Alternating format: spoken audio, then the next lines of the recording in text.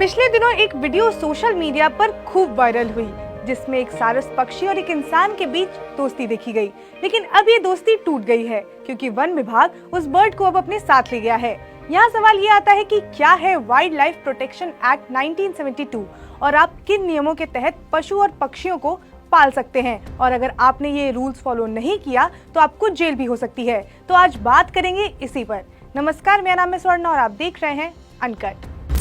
पिछले कुछ दिनों से सोशल मीडिया पर एक सारस पक्षी और उसे पालने वाले शख्स का वीडियो जमकर वायरल हो रहा है। इस वीडियो में पक्षी और इंसान की दोस्ती लोगों को भी काफी पसंद आ रही है, लेकिन अब ये दोस्ती टूट गई है और वन विभाग की एक टीम ने सारस को समरसपुर पक्षी विहार में शिफ्ट कर दिया है। हमारे देश में पशु और पक्षियों को पालने के भी बहुत सारे नियम हैं।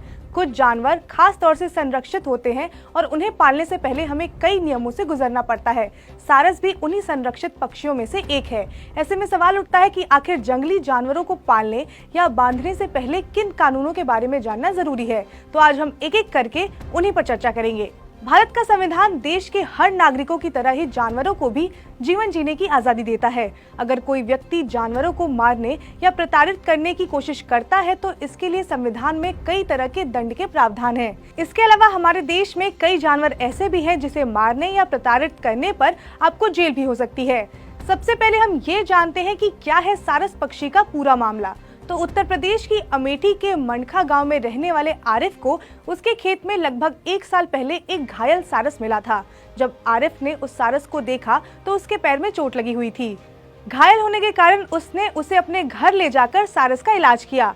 ठीक होने के बाद भी वो आरिफ के साथ ही रहने लगा। पिछले 1 साल से वो सारस आरिफ के साथ ही रह रहा था। इसी बीच आरिफ ने अपने सोशल मीडिया प्लेटफॉर्म पर सारस के साथ अपनी फोटोज पोस्ट की, जो काफी वायरल भी हुई।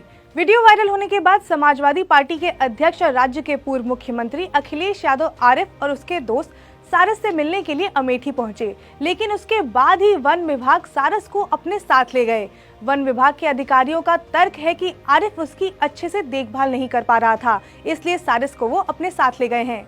हालांकि आरिफ की मुश्किलें अभी और बढ़ सकती हैं, क्योंकि उत्तर प्रदेश प्रभागीय वन अधिकारी गौरीगंज ने आरिफ को नोटिस जारी किया है, जिसके अनुसार आरिफ को 2 अप्रैल को प्रभागीय वन अधिकारी कार्यालय में पहुंचकर बयान दर्ज कराना है।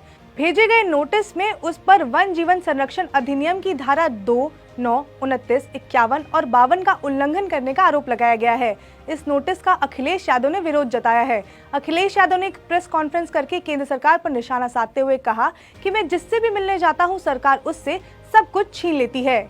अब जिस नोटिस के तहत आरिफ और सारस को अलग किया गया है, उसके बारे में भी थोड़ा जान लेते हैं। तो भारत में बेजुबान जानवरों पर होने वाले किसी भी तरह के अत्याचार को रोकने के लिए भारत सरकार ने साल 1972 में भारतीय वन जीवन संरक्षण अधिनियम पारित किया था। इस कानून को लाने का मकसद वन्य जीवों को अवैध शिकार, मांस और खाल के व्यापार पर रोक लगाना था। साल 2003 में इस कानून में संशोधन किया गया, जिसका नाम भारतीय वन्य जीवन संरक्षण संशोधित अधिनियम 2002 रख दिया गया था। इसमें दंड और जुर्माना को भी कठोर कर दिया गया था। जानवरों की रक्षा के लिए कई कानून भी बनाए गए हैं, जैसे कि prevention of crucial animal act 1960 की धारा 11(1) के अनुसार भारत में किसी भी पालतू जानवर की मौत उसे छोड़ने, प्रताड़ित करने, भूखा प्यासा रखने से होती है तो आपके खिलाफ केस दर्ज हो सकता है। ऐसी परिस्थिति में पालतू जानवर के मालिक पर जुर्माना भी हो सकता है, और अगर 3 महीने के अंदर दूसरी बार ऐसा होता है तो जानवर के मालिक पर जुर्माने के साथ साथ 3 महीने तक की जेल भी हो सकती है। इसके बाद आईपीसी की धारा 428 और 429 के किसी भी जानवर को जहर देकर या किसी और तरीके से जान से मारा गया हो या उसे कष्ट दिया गया हो तो दोषी को 2 साल तक की सजा या जुर्माना हो सकता है। तीसरा, किसी भी जानवर चाहे वो पालतू ही क्यों न हो, उसे लंबे समय तक किसी भी भारी रस्सी से बांधकर रखना अपराध की श्रेणी में आता है। इसके अलावा अगर आप अपने पालतू जानवर को घर के बाहर नहीं निकालते हैं तो ये भी कैद की तरह माना जाता है। ऐसी परिस्थिति में 3 माह की जेल और जुर्माना हो सकता है। वन्य जीव संरक्षण अधिनियम 1972 की धारा 16C के अनुसार किसी भी जंगली पक्षी या सर्पी सर्प को नुकसान पहुंचाना या उनके घोंसले को नष्ट करना अपराध की श्रेणी में आता है। ऐसा करने पर व्यक्ति को 3 से 7 साल की जेल और 25,000 रुपए का जुर्माना हो सकता है।